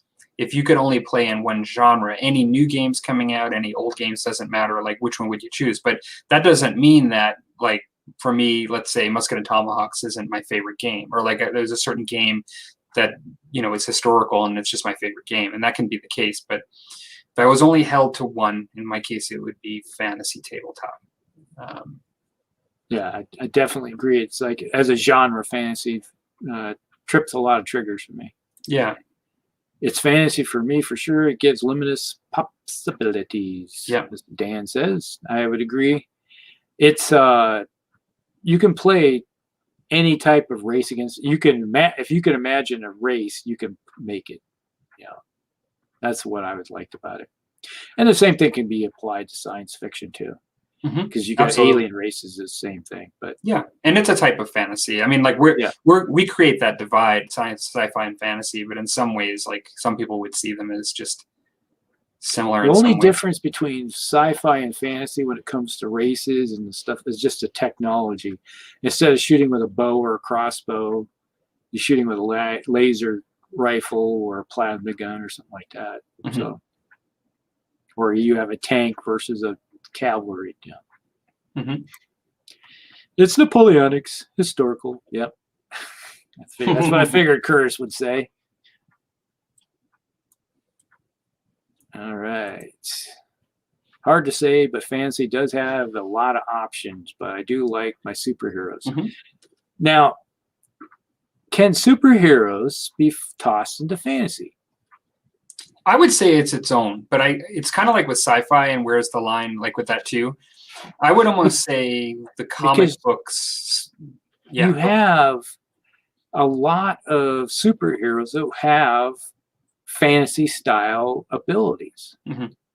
So the line is blurry when it comes to superheroes. That's true.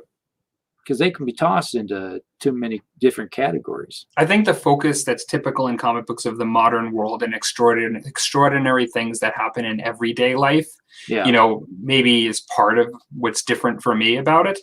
But yeah, like anything fictional, like you can get to a point where you just call it all fantasy, right?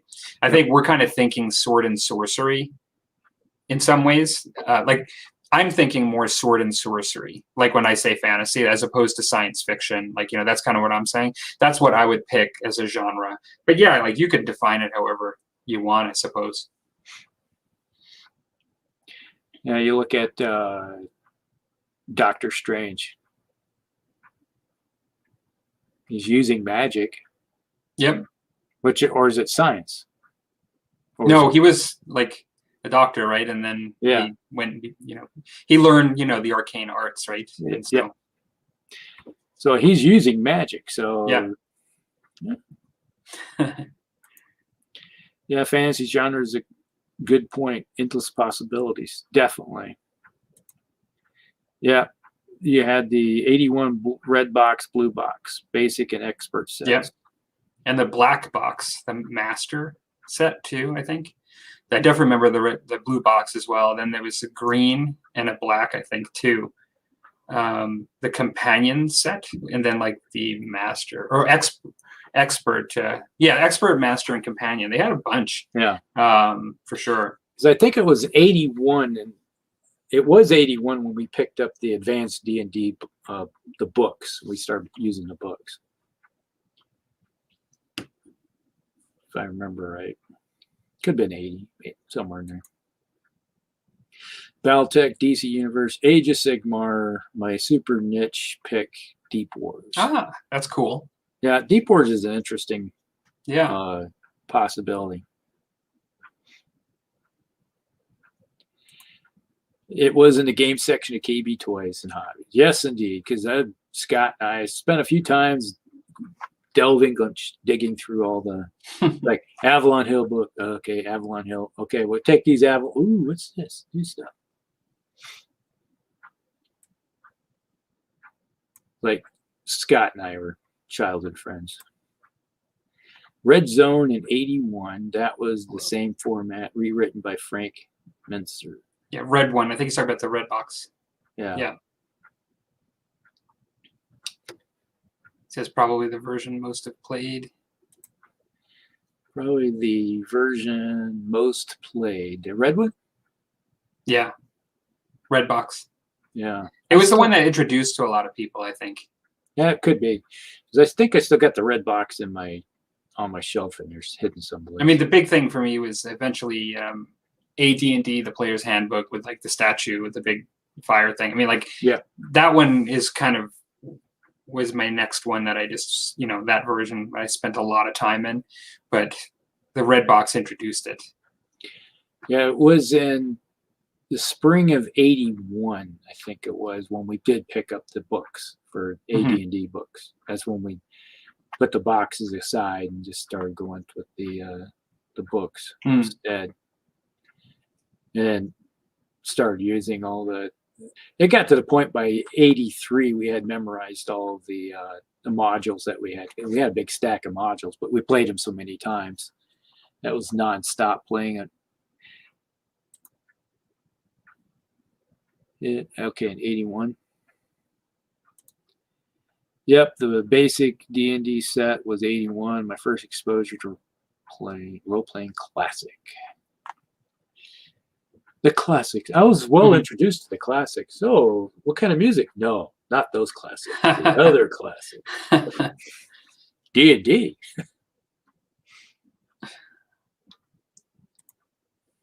Then there was the rules. 91. Yeah, I was not playing in '91, so that was a period. Yeah. I mean, I pretty much stopped after AD&D. I didn't really play after that. Yeah, we went to the second edition and didn't really care much for the second edition, and we went back to playing AD&D. I played a little bit of second edition too. I remember, because that's also when I got the battle systems. But I kind of stopped playing during that. Most of it, my time was in the first or the AD&D, I should say. Yeah, the second, I had the second edition books, and I got rid of my second edition books. Eventually, it's like, I got rid of everything, and I wish I hadn't. I wish I still had all my stuff, just to have it. Well, I have. It's like, well, if you ever look at the video where I did the tour of my room, yeah, I have a shelf. One shelf, it's nothing but D&D books. So all the stuff that goes with it. Bolt action is currently my favorite game, but fantasy is my favorite. Yeah. Yeah, we always have our current game that we really enjoy certain games, and then there's genres we love. And in a lot of ways, like, we're drawn to backgrounds that we really want to play a game in, even more than rules sometimes. But you can have your favorite set of rules, and they may always be your favorite set of rules, but it may be because the rules are that good and you just like it that much, and you enjoy that game that much. But it may not be because it happens to be the Wild West. It could be just because you like that game. Yeah, if I could play BattleTech, once a week, I'd be happy. But we don't get to do that very often. We have other stuff that we like playing too. That's one of the fun things, is we don't have to play one thing. This is just a theoretical question. Yeah, we get to do whatever we want. Okay, so we got the info here. Light blue was the companion set, black was the master set, and gold was the immortal set. That's right, I forgot that one. I knew that there were some more, and Wool's Encyclopedia put them all together except the immortal set. That's interesting. I never knew about that one. No, I never even thought about it. There was a desert world theme that they went with for a bit, close to 1990, 1989. But they had new races. One was like an insect and stuff. And I kind of remember definitely getting out of it at that time, like Black Sun, I think it was called, and I wasn't that into it. I probably didn't give it a good enough shot because I was kind of stopped role playing. When I went away to college, I just kind of started adulting, and just basically not doing anything gaming of any kind whatsoever, and then kind of got back into gaming like when I realized that I needed to start having fun again. I'd say there was a period of time there that kids caused us not to role play. That's what put it on the back burner. Yeah. And then we started playing role playing again when the kids got old enough, and we got our kids involved, and then we quit again. So then the kids are now doing it. Our kids role play, but we don't role play anymore. Okay. Which is kind of interesting Mhm. how that works out. I hear the Alien RPG is really good. Yeah, I've heard that. The one that just came out, like just as in the last year or so. Ah, good old Traveler. We So used to play a that's lot of old school, Traveler. right? Like that's like late 70s, early 80s, right? That's 80s, yeah. Yeah. Lots of Traveler. My friend Wayne, we didn't buy any of the Travelers books because he had everything, and he would be the one that would set all the games up, and we would play Traveler.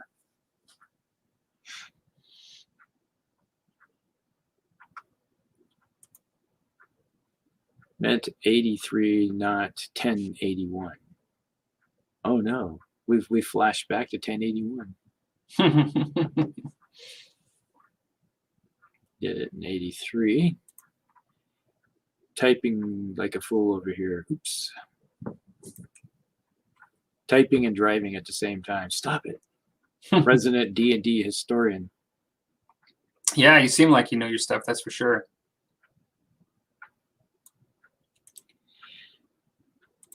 And what was the Iowa City store that we went there a lot? Oh man, it was like seemed like once a weekend when we went up there. We drove from Muscatine to Iowa City probably a couple times, at least once a month, and we would go there because that was our local game shop for us. So 45, 50-minute drive, go to the local game shop. And we would go there and pick up whatever. It's like, okay, oh, new board game, buy a board game. I would always buy a board game, buy some modules, you name it. That was everything we did. What the heck was that name of that place? I probably have a receipt from one of my someplace for the place. Fiends Folio. That was a well-used book too that we always use. You always dig out certain races. One genre that's tough. I'd rather land on sci-fi. I love future fantasy like Gamma World, Thundar the Barbarian. Oh gosh, that's like one of my favorite cartoons as I was a kid. I love Thundar the Barbarian. What has to do with the barbarian that he has on his icon? Well, Thundar is a little different, but yeah, I can see the connection. He's definitely different, but it is There's a connection, yeah. Yeah, it's like we played a little bit of Gamma World for a while, and then we picked up the newest version of Gamma World we played for a while. The revised one that just came out about 5 years ago, I think it was.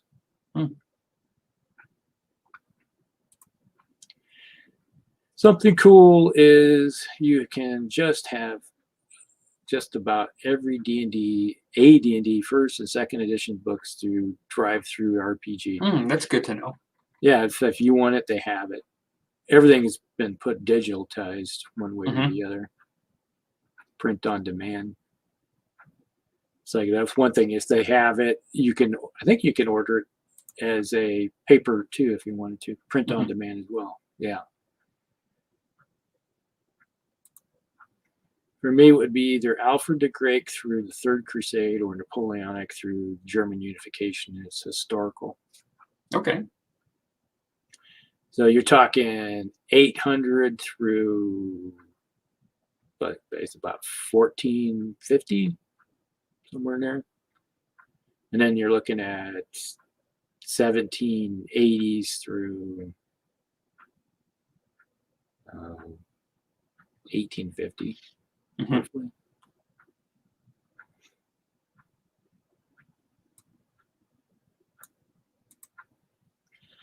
Maestro was the D&D setting world, had all kinds of tiers covering various nations, subsettings, all kinds of crazy stuff. Interesting. Yeah, we had the World of Greyhawk map, the big map. It was on the hex, it had hex grids on it. And we would set up and put a little counter on there. It's like, all right, we're here, and you'd move to the next hex and see if there's something happened, something interesting and we knew where all the different D&D settings, you know, for all the modules. So it's like, oh, we're going to go play this module over here, but you'd work your way and you'd have little adventures along the way. Yeah. Little kind of cool stuff going on. Absolutely. I'm going to renew an Alien RPG soon. Review. Doing a review. Awesome. Yeah, I hear it's really good. We have is it over there? Or maybe my son took it. We have the Expanse, the sci-fi show, The Expanse. We got the RPG for that. Mm-hmm. So he might have taken that with him and maybe going to use it for a game. Cool. Well, I think we've covered everything tonight. I think so. Lots of good discussion tonight. You know, that was a lot of fun doing the in particular, that first topic, doing the movies, was a lot of fun. We don't usually get to chat about that kind of stuff because we usually limit ourselves into the wargaming, even though like we're both wargaming channels. Yeah. We kind of limit ourselves within that, and even though we've been talking for years now about topics of wargaming, it's nice to bring something like that in on occasion. And we do a lot of that talking off when we chat back and forth about movies and stuff too. So yeah, nice to be able to do it face to face, you know. And it's like that's something that we do like a lot between the two of us is we do like movies and, you know, trying to delve into them and why you like them or not like them or one way or the other. And shows too. Yeah. That's right. All right, everybody. Well, thanks for everybody for stopping by. It's been great to have a nice full house. Yeah, lots of fun. Great discussion in the comments as usual. Thanks for everybody for stopping by. And we will see you in 2 weeks. Cthulhu forever. Forever and ever. Yeah, it was a great night, everybody. Enjoyed the topics, the discussion, and all the stuff that you guys brought into the discussion. And we'll see you in 2 weeks over in Palmer's channel. That will be in 18th. I'll have to look it up in 2 weeks. Today's the 4th, so 14 Yep. plus there you go. 4 is 18. So Yep. and we'll try to figure out some topics with that one too. So we'll let you know. All right, everybody. We'll talk to y'all later, and you guys have a good one. Okay. Take care, everybody. Good night.